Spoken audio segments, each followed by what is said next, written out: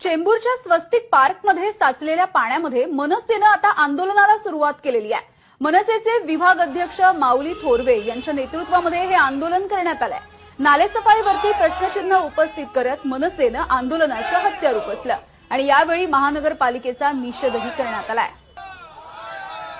आणि इथला आढावा घेतलेला आहे आमचे प्रतिनिधी प्रशांत बढे यांनी।